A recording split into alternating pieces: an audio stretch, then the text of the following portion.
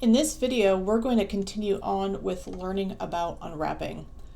This time, rather than focusing on making sure that we're keeping a consistent texel density throughout multiple objects using toggleable textures, we're going to learn how to create a UV map so that all of our UVs on an object fit within the boundings of the UV box. I do want to address texel density at the beginning so we can talk a little bit about it and how it does relate to this style, but we're going to be concerned about it in a slightly different way. So big picture about texel density and unwrapping objects onto a single square is that it does still need to be consistent with the rest of the scene. So for instance, this is a good example of it, where we have a scene where this plane is unwrapped as well as this box is unwrapped, and they have separate textures on it. But if we scroll in, they have different texel densities, and it can start to be very noticeable when we get a little bit closer, like as if we were a character, where we can see that the ground has a much lower resolution than this unwrapped box. And part of this is that the texel density, again, if you remember what the formula is dependent on the size of your material, and it is related to the size of your object in the scene. So if we have a 2K texture on the ground, which is, pretty big, as well as a 2K texture on our on the box, which is a lot smaller than the ground, then we're going to get a higher texel density on this box compared to the ground. Now, the solution isn't to shrink down the UVs on the box, because we do want to make sure that when we're unwrapping, we take up as much of the space as possible.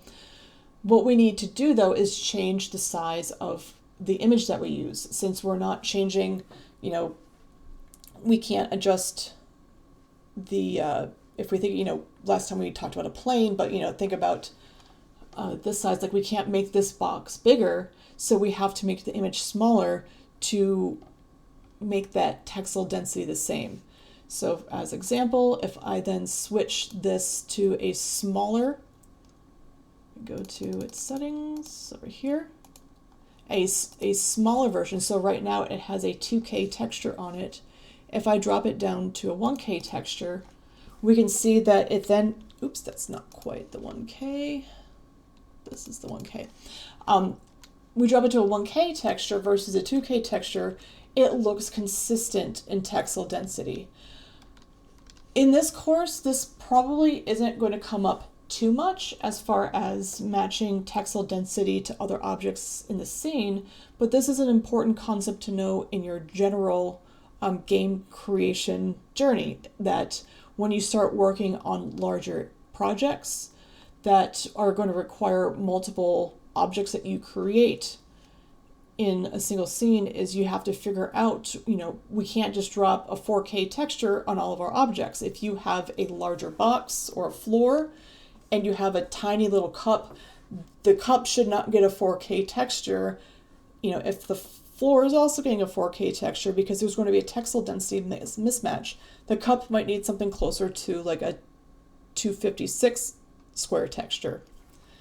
The other way that texel density comes in to play with this is that we need to make sure that when we have our unwraps, that everything in that square has the same texel density. So if I pull up this model, it's like a very rudimentary house model, I guess we could call it. And let me open up the unwrap. And this is something I see a lot.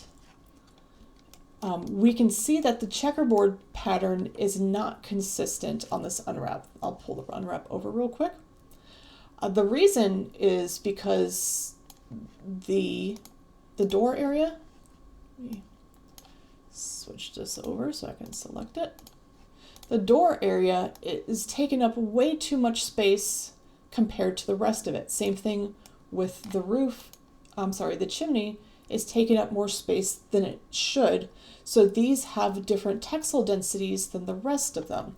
I'll get a lot of people saying, but it's so small.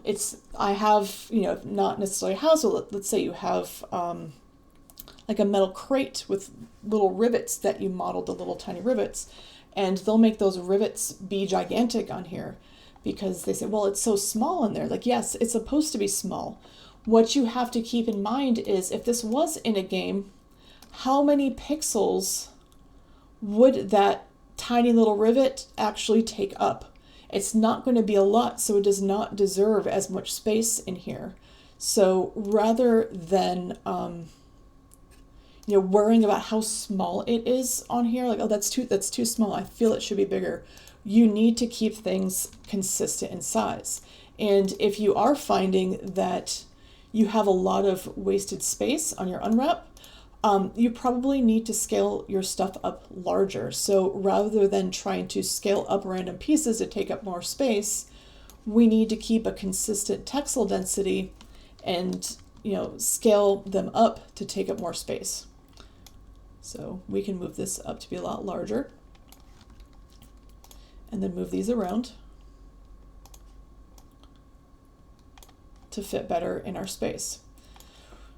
So texel density, the main way you're going to hear about it in this lesson and working with this stuff is that your unwraps, your UV, anything in here should have a consistent texel density. We don't want to scale things bigger or smaller just because we feel like it. It needs to be the same.